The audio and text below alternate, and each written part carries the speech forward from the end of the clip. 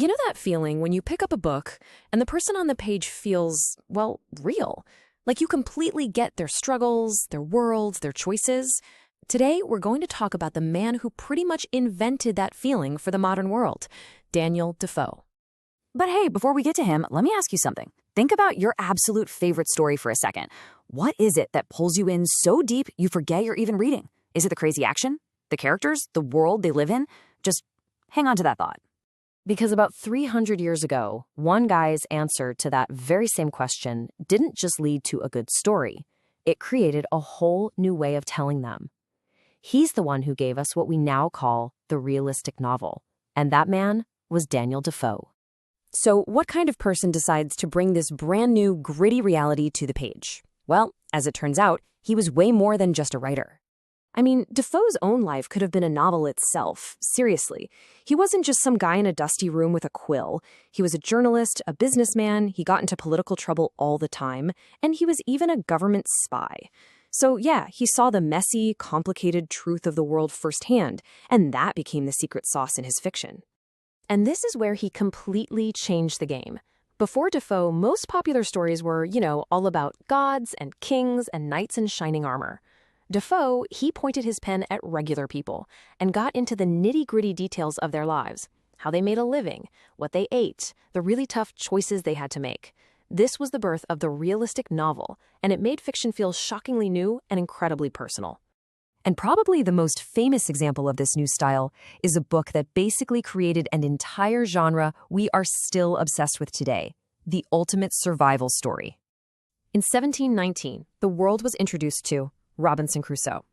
The plot is legendary now, right? A man is the only survivor of a shipwreck, and he washes up on a totally deserted island. Such a simple setup, but wow, the consequences were huge, not just for the character, but for all of literature. For 28 years, just let that sink in for a moment. Nearly 3 decades. Alone.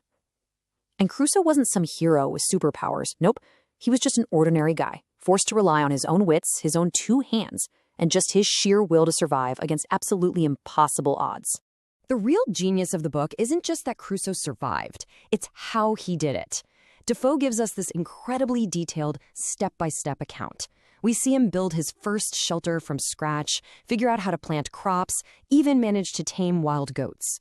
We are right there with him every step of the way as he rebuilds a tiny piece of civilization, all while battling this crushing loneliness. So through this one man's journey, Defoe is exploring these enormous ideas: self-reliance, the true meaning of civilization, humanity's battle against nature.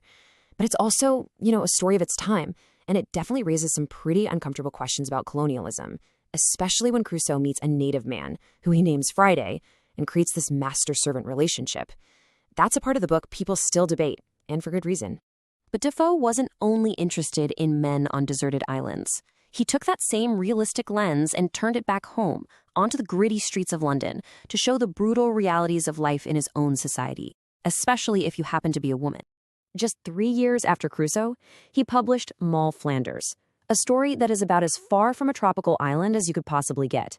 The main character is a woman who was born in London's most infamous prison. In this incredibly harsh world with almost no options for her, her survival depends entirely on her cleverness, a whole string of husbands, and when that doesn't work, a life of crime. And this is where you really see the incredible range of Defoe's realism. Robinson Crusoe is all about man versus nature. It's an external struggle, right? But Moll Flanders is about woman versus society. A tough internal struggle against class, against hypocrisy, and against a world that is basically designed to keep her down. So yeah, Moll Flanders is about a completely different kind of survival.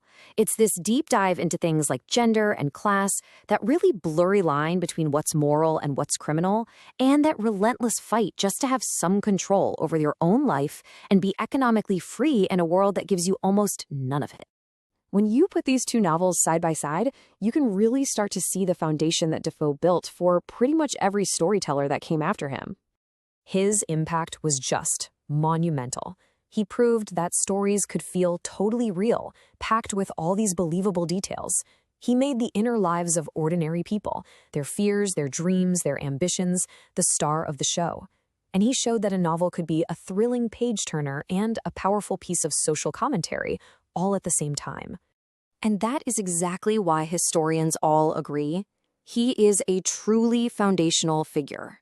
I mean, without Defoe, the novels we love reading today, everything from survival thrillers to sharp social critiques, they would just be completely different. He didn't just write a few good stories, he wrote the blueprint for how stories are told. And that brings us right back to the beginning, doesn't it? His stories still feel real because his characters' struggles, well, there still are struggles. So I'll leave you with this to chew on. Which of Defoe's big themes do you think rings the most true for us today? Is it the raw fight for survival, the battle to climb the social ladder, or is it those tough moral choices we all have to face? It's amazing. 300 years later, Daniel Defoe's questions are still